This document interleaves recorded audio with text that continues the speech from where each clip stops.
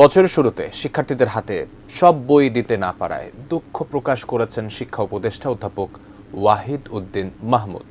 কবে নাগাদ সব বই দেওয়া সম্ভব হবে সেটা অবশ্য বলেননি তিনি। এক্ষেত্রে সম্ভাব্য ডেডলাইন নিয়ে শিক্ষা সচিব ও এনসিটিবি চেয়ারম্যান দেওয়া তথ্যের ভিন্নতা রয়েছে। আরিফ জামালের রিপোর্টে বিস্তারিত। ২০২৫ শিক্ষাবর্ষে বিভিন্ন শ্রেণীর মোট ৪১ কোটি বই বিনামূল্যে বিতরণ করবে সরকার। তবে বছরের প্রথম দিন বই বিতরণের টার্গেট থেকে ঘাটতি ছিল ৩৫ কোটি। অর্থাৎ পহেলা জানুয়ারি বই বিতরণের আগ পর্যন্ত স্কুলগুলোতে গেছে মাত্র ৬ কোটি বই। কবে নাগাদ সব শিক্ষার্থীর হাতে নতুন বই পৌঁছে দেওয়া সম্ভব হবে সেটি এখনও অনিশ্চিত। বুধবার আন্তর্জাতিক মাতৃভাষা ইনস্টিটিউটে আয়োজিত এক অনুষ্ঠানে শিক্ষা সচিব ও এনসিটিবি চেয়ারম্যান জানুয়ারির মধ্যে সব বই বিতরণের আশা প্রকাশ করেছেন, যদিও তারা দুজন দুটি ভিন্ন তারিখের কথা বলেন।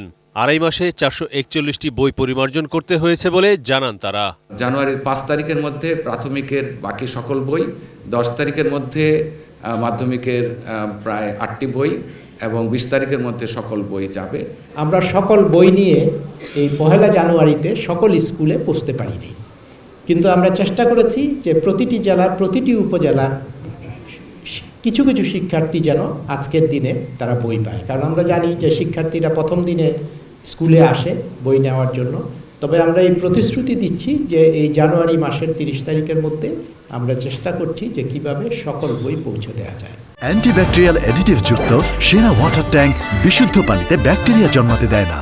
শিক্ষা উপদেষ্টা অবশ্য কোনো দিনক্ষণ দিতে রাজি হননি। পুরনো শিক্ষাক্রমে ফিরে যাওয়া সহ স্বল্প সময় যে বিরাট কর্মযজ্ঞ করতে হয়েছে তার বর্ণনা দিয়ে উপদেষ্টা বলেন, বই ছাপাসহ বিতরণ পর্যন্ত অনেক ষড়যন্ত্র মোকাবেলা করতে হয়েছে তাদের। এই যে বইগুলো ছাপা, এটা একটা শেষ পর্যন্ত যুদ্ধের মতো অবস্থা হয়েছে। এর মধ্যে অনেক ষড়যন্ত্র ছিল, এমনকি আজকে সকালেও আমি দেখেছি বই বিতরণের ক্ষেত্রে কোনো কোনো জেলায় ষড়যন্ত্র করেই ওগুলো আটকিয়ে রাখা হয়েছিল। আমাদেরকে যে কত ধরনের কত দিক থেকে বিপরীতমুখী শক্তির সম্মুখীন হতে হয়েছে এটা কল্পনাতীত। এই বিপরীতমুখী শক্তি যে কত জায়গা থেকে আসছে সেটা আমরা বুঝতে পারি না। শিক্ষা উপদেষ্টা জানান, পাঠ্যপুস্তকে বস্তুনিষ্ঠ পরিমার্জনের নির্দেশনা দেওয়া হয়েছিল।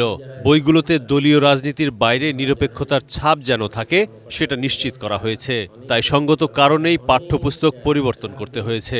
বইগুলো ছাত্রছাত্রীদের হাতে যে এখনই সব দিতে পারা গেল না, এই জন্য আমি তাদের অভিভাবকদের কাছে এবং তাদের কাছে আমার আন্তরিক ভাবে আমার দুঃখ প্রকাশ করছি।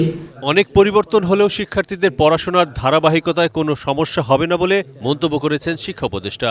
এই সবগুলোতেই যাতে ধারাবাহিকতা নষ্ট না হয়। আরিফ জামাল, এটি নিউজ, ঢাকা।